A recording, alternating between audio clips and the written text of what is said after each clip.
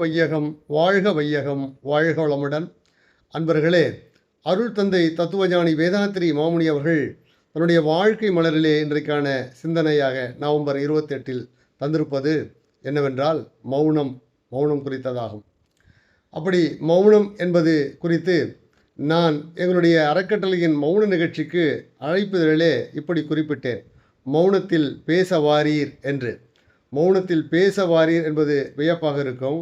உண்மையில் மௌனத்தில் பேசாதிருத்தல் என்பதுதான் மௌனம் என்று நீங்கள் புரிந்து வைத்துக் கொண்டிருப்பீர்கள். ஆனால் அருள் தந்தை அவர்கள் சொல்கிறார், மௌனத்தில் நாம் நம்முடைய மனத்தோடு, உயிர் மையத்தோடு நாமே பேசுகிற ஒரு அரிய வாய்ப்பாகத்தான் மௌனம் இருக்கிறது என்று.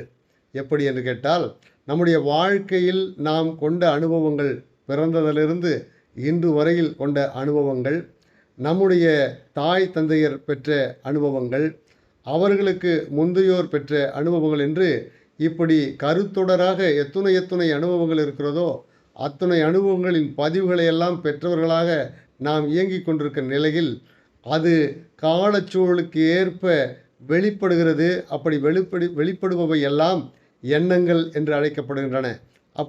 அப்படி தொடர்ந்து வந்திருக்கக்கூடிய அந்த எண்ணங்களின் தொகுப்புகள், எண்ணங்களின் குவியல்களுக்கிடையே தான் நாம் நம்முடைய வாழ்க்கையை நடத்தி கொண்டிருக்கிறோம். எப்படி ஒரு நூலகத்தில் சென்றால் எத்தனையோ புத்தகங்களை எல்லாம் எடுத்து படித்துவிட்டு மேசையிலெல்லாம் வைத்துவிட்டு போவார்கள். நூலகர் ஒரு நாளைக்கு ஒரு முறையாவது அந்த நூல்களை எல்லாம் எடுத்து ஒழுங்குபடுத்தி அந்தந்த ரேக் என்று சொல்கிறார்களே, அந்த அலமாரியின் அந்த குறிப்பிட்ட இடத்திலே அவைகளை எல்லாம் அடுக்கி வைத்துவிட்டு போனால்தான் மறுநாள் அந்த புத்தகங்களை எடுத்து சீரிய முறையிலே பயன்படுத்த இயலும்.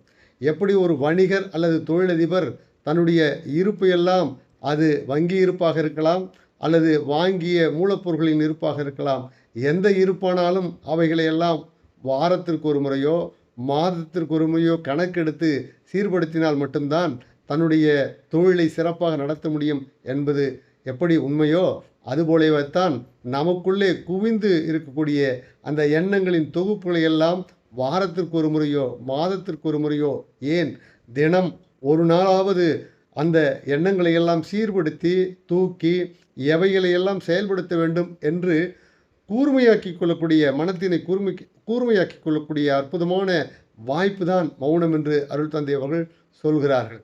அருள் தந்தை அவர்கள் சொல்வது அது மட்டுமல்ல, தான், தனது குடும்பம், சுற்றம், ஊர், உலகம் என்று அனைவரும் நல்வாழ்வு வாழ வேண்டும் என்று வாழ்த்துகிற நல்வாய்ப்பினையும் கூட அந்த மௌனம் நமக்கு ஏற்படுத்தி தருகிறது. எனவே மௌனத்தை கடைபிடிக்க வேண்டும் என்று அருள் தந்தை அவர்கள் சொல்வதனை சிறப்பாக புரிந்து கொண்டு வாழ்க்கையை செம்மையாக்குவோம், மனத்தினை கூர்மையாக்குவோம் என்று சொல்லி நிறைவு செய்கிறேன். வாழ்க வளமுடன்.